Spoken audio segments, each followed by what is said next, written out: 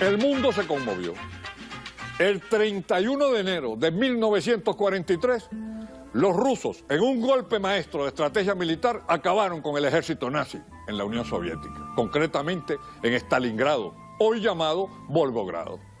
100.000 soldados germanos cayeron presos, 29 generales nazis, todo el Estado Mayor, y días antes de la derrota, von Paulus le participó a Hitler, que estaba dispuesto a capitular. El Führer entonces le dijo: suicídese, pero no se entregue. Nunca un mariscal se ha rendido, y le dio el título de mariscal. Sin embargo, von Paulus, 2 días después, entregó el ejército porque ya no podían mantenerse en Stalingrado.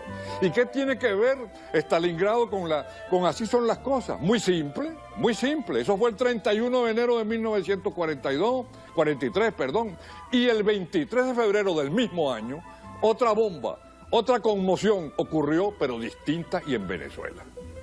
¿Qué había ocurrido? El general Medina convocaba al Congreso Nacional a sesiones extraordinarias para discutir por primera vez la ley petrolera.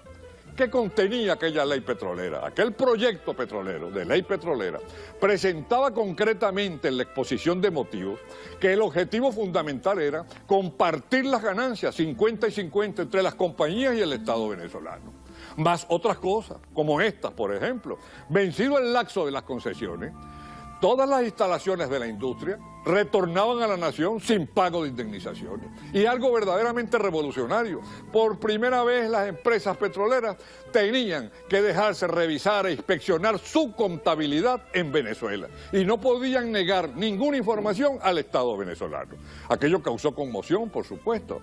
Se dijo que los norteamericanos nos iban a invadir, se presentaron grandes problemas. Mucha gente decía que eso era fin de mundo, que Medina estaba loco, que ese era el problema de ser aliado de los comunistas. Pues bien, Medina se dirigió al presidente Roosevelt y le hizo saber que Venezuela no iba arbitrariamente a violar nada de lo que estaba pautado, pero sí iba a buscar un reparto equitativo y justo en la riqueza petrolera. Pronunció una frase, Medina, en la concentración de la avenida Baral en Maracaibo, que causó un gran impacto nacional. Tanto impacto en Venezuela como causó en el mundo la derrota de Stalingrado, la derrota de los alemanes en Stalingrado. Fue esto: por las buenas o por las malas, la reforma petrolera va porque estoy seguro de que tengo el respaldo de todos los venezolanos como presidente constitucional del país. Y añadió algo que causó mucha impresión, y fue esto: ahora sabemos lo que tenemos y no vamos a retroceder. Comenzó la discusión del estatuto petrolero en el Congreso. Acción Democrática salvó su voto a través del doctor Juan Pablo Pérez Alfonso. Luis Lander trató de sabotear el proyecto, pero fue imposible. La nación entera estaba con Medina y la ley fue. Pero hubo algo curioso que mucha gente no repite y otros se hacen que lo desconocen. Y fue que don Eugenio Mendoza, quien presidía la comisión encargada de estudiar la ley y las conversaciones con las petroleras, reveló, muchísimos años después, reveló que un momento más difícil fue cuando le plantearon a las empresas petroleras que tenían que refinar el petróleo en Venezuela. Se negaron. Nunca habían refinado el petróleo en Venezuela porque el general Juan Vicente Gómez no había permitido que el petróleo se refinara aquí para evitar las concentraciones obreras. Gómez decía: donde hay muchos trabajadores comienzan las murmuraciones y las quejas, y vamos a tener una fuente de conflicto, y los norteamericanos van a coger miedo y se van a ir. Pues bien, no se refinaba el petróleo en Venezuela y se puso como condición especial refinar el petróleo en Venezuela. Los norteamericanos y todas las otras empresas inglesas y holandesas se trancaron. Fue entonces cuando Eugenio Mendoza los llamó a su despacho en el Ministerio de Fomento y le dijo: señores, vamos a ir entonces a un 50% de las peticiones que ustedes tienen, de las peticiones que les presentamos a ustedes. Los norteamericanos no aceptaron. Entonces Eugenio Mendoza sacó un gran coraje después de hablar con el presidente y le dijo a los representantes de la compañía: señores, si el petróleo no se refina en Venezuela, se paralizan las conversaciones. Los norteamericanos no esperaban esto. Las petroleras se vieron unos a otros. Y entonces fue cuando dijeron: tenemos que consultar, tenemos que llamar a nuestros asesores. Y Eugenio Mendoza, en algo que le honra, dijo: de aquí no sale nadie, aquí nadie consulta. Y quien se vaya de mi despacho ya no vuelve.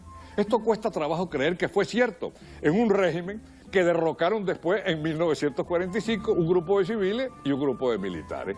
Pero hay testimonios de esto. Uno de los testimonios es la entrevista con Eugenio Mendoza en la revista Resumen, publicada muchísimos años después, por supuesto.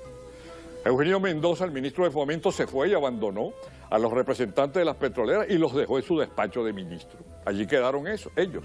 Él se fue para el despacho de Chirino Lares, director general del ministerio, y regresó a las 4 de la tarde.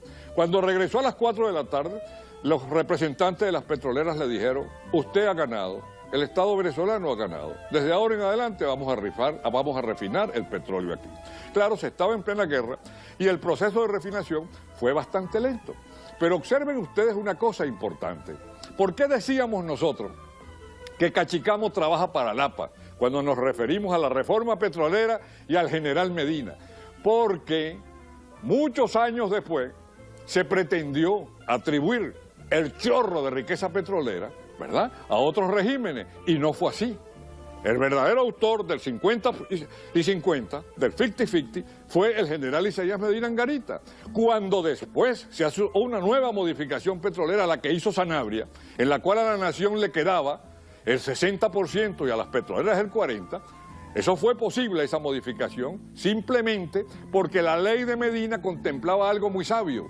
Toda reforma al régimen impositivo de Venezuela tenía que ser aceptada por la compañía. Por eso Sanabria pudo, ¿verdad?, reformar la ley del impuesto sobre la renta y terminar con el 50-50 para darle a Venezuela el 60 y el 40. Es decir, el Estado venezolano iba a recibir el 60 y las compañías el 40, como fue así. Por cierto que ya el presidente Betancur era electo, había ganado las elecciones, y sin embargo, Sanabria, quien estaba encargado del poder y tenía que entregarle a Betancur, no le participó absolutamente nada y mandó el decreto de las petroleras a la Gaceta Oficial. El presidente electo de Venezuela se entera de aquel trascendental decreto cuando a las 5 de la mañana un adeco que trabajaba en la imprenta nacional lo llamó. Y le dijo: don Rómulo, usted no sabe lo que hemos visto aquí, hay un decreto del gobierno que modifica el estatus de las petroleras, y le mandó la Gaceta. Betancur, por supuesto, se indignó, porque pese a que había ganado las elecciones, no se le consultó nada. Mr. Hyde, el presidente de la Creole, dio entonces una rueda de prensa mundial en Nueva York, en donde señaló que aunque el presidente electo no sabía absolutamente nada de esta reforma petrolera, había sido un abuso del gobierno transitorio, del doctor Sanabria, porque no se le había consultado ni se le había dicho a nadie que ese decreto había aparecido clandestinamente. No era clandestino porque estaba en la Gaceta. Pero lo cierto es que muchos años después, el profesor Edgar Sanabria, un personaje sumamente pintoresco, muy inteligente, brillante, pero un hombre de una conducta bastante extraña y pintoresca. Por ejemplo, él sostenía algo curioso, ¿no?, que después se ha convertido en refrán aquí en Venezuela, que él no se casaba porque no iba a mantener una mujer que no era familia suya. Bueno, lo cierto es que el profesor Sanabria, que era famoso también por su pichirres, siendo embajador en Roma, refería a estas cosas curiosas. Decía: yo soy más honesto que Fermín Toro. Soy mucho más honesto que Fermín Toro, porque a Fermín Toro no le ofreció nunca a nadie los millones que me hubieran dado a mí las empresas petroleras. Y en efecto, tenía razón. Medina además lanzó un estatuto agrario que terminó con las fichas en Venezuela. Mucha gente joven no sabe que antes de ese estatuto agrario, en las grandes haciendas a los trabajadores del campo no les pagaban con moneda legal, sino les pagaban con fichas. Y esas fichas eran recibidas en los negocios que tenían los mismos dueños de las haciendas y que funcionaban en las haciendas. Por supuesto, cuando los tipos montaban un mono, les quitaban hasta el 70% del mísero salario que ellos habían ganado. Eso también fue mérito del general Medina, pero nadie recuerda estas cosas cuando, muchos años después, el doctor Arturo Uslar Pietri, al referirse a la riqueza petrolera y a la torpeza nuestra de no sembrar el petróleo, señaló que Venezuela, en un lapso bastante breve, había despilfarrado el dinero equivalente a 14 Plan Marshall. El Plan Marshall fue el que sirvió para reconstruir Europa. Fueron millones y millones de dólares que se invirtieron en cada Plan Marshall. Yo no me recuerdo la cifra exacta en este momento. Total que Venezuela, en un lapso muy breve, creo que de 8 o 9 años, gastó la equivalencia a 14 planes de los norteamericanos en la reconstrucción de Europa. Mucho dinero hemos recibido por la reforma de Medina. Lo aprovecharon otros. Nadie le dio el mérito al andino caraqueño, como lo llama bien el doctor Ramón J. Velázquez. Por eso, al referirnos al presidente Medina y a la reforma petrolera, tenemos que decir que Cachicamo trabaja para Lapa. Así son las cosas.